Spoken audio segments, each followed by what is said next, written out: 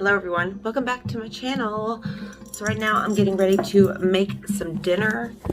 Not for me, I'm not hungry, but for the child and the man, respectively. So we're going to be making hamburgers.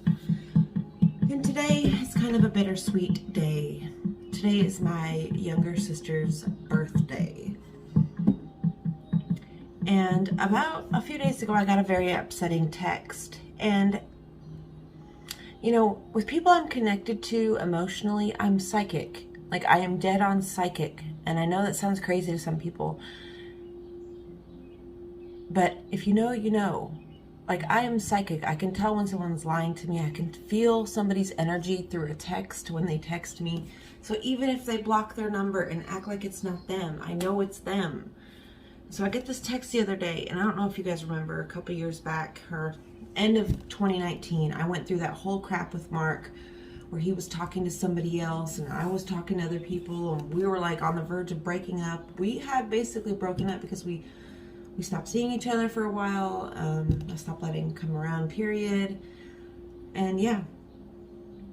And I got a text the other day, because, you know, he was talking to some female in Alaska. Now, I am a very super observant person, and he told me that this person worked at Walmart, because I would go there and get Walmart to Walmart money transfers from Mark while I was up there. And they kept saying that they worked at Walmart and would, you know, they were like the one basically helping me to get the money. And, you know, I got a few different stories from a few different people. And I always felt like it was kind of like a catfish thing, like it was just like somebody trying to get at me, but I couldn't prove it without sounding absolutely insane. And so I kind of just kept my mouth shut. But I got a text the other day, and actually let me get it. I printed it out just to show y'all. Okay, I printed this out just to show you guys. I got the text, and it was from an unknown name, okay? So you see up here at top, unknown name, which means they blocked their number. It says Jen. So there's only a few people who call me Jen, okay? And they're people that know me very well. And my little sister is one of them. She's the main person who calls me Jen. And I talk to very few people up in Alaska anymore. Now that I haven't lived there for so long, I just don't have any connections really, except for my family. So that was the first inkling that it was her, my sister. She said, Jen, just wanted to say sorry. I threw him away and didn't want you to have it. You already have everything, but I see now how good he would have been for you. I fucked up and I'm sorry. He won't talk to me now, and I don't know if he's okay, but I know now that he loved you and it was real, and he still isn't over you. I love you. I was behind all the texting to Mark and all the BS when you were here, and I'm trying to make amends. I know you cared about him even though you tried to say that you didn't. At first I thought you were using him, but I realized I was wrong. It's too late now. I don't know if he or anyone is alive even. Take care. So, making amends and all this stuff. This is something my sister she says a lot, you know, and I haven't like confronted her about this. And I don't think I'm going to, because she knows. She knows that I know. I just know she does. I know she knows that I know. You know, we are very connected. And, you know, people see you and they see your situation from the outside and they assume that you have everything. Like she said, you have everything. Bitch, I don't have everything.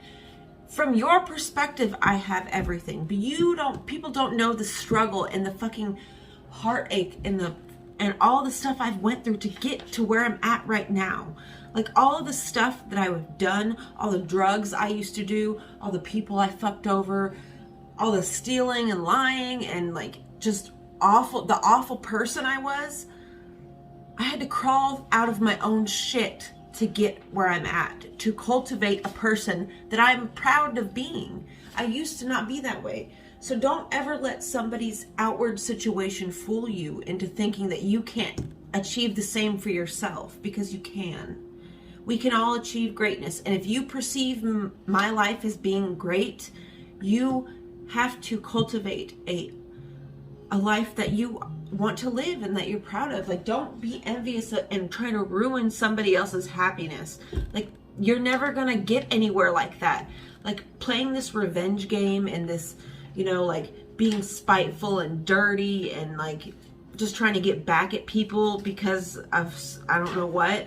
It's sickening. Like, really, like, have more love for yourself than to lash out those tentacles of hate to other people.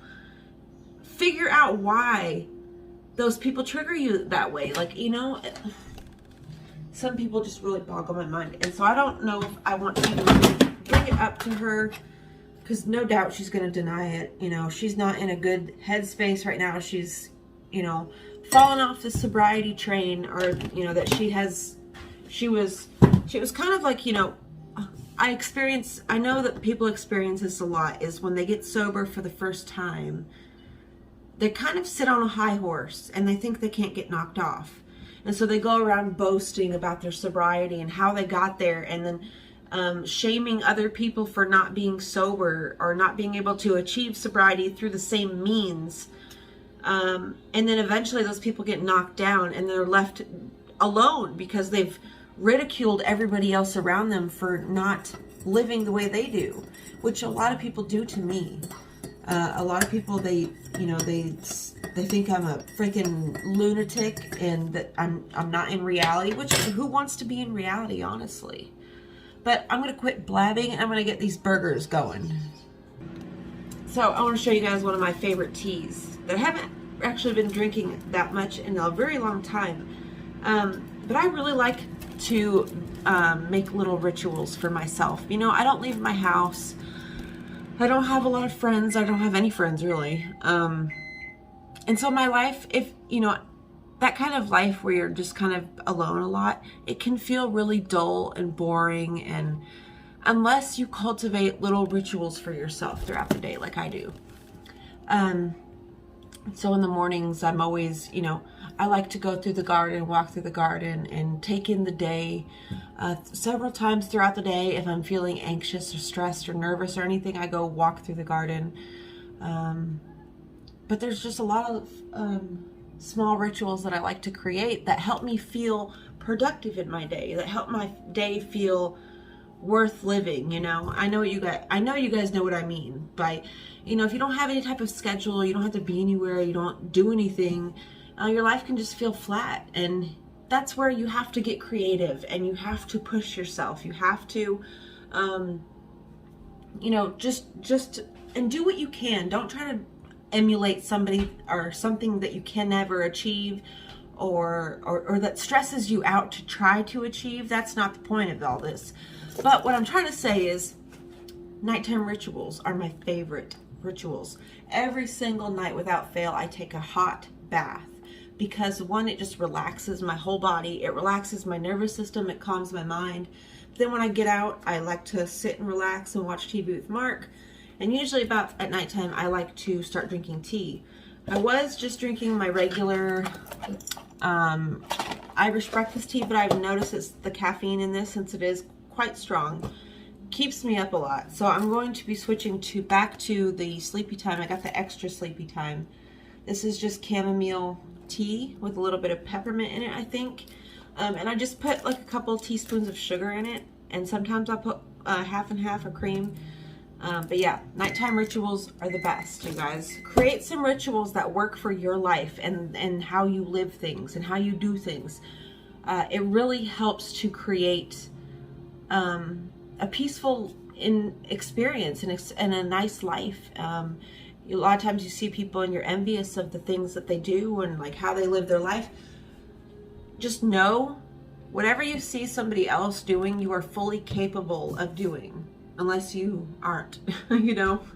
But let me get to cooking.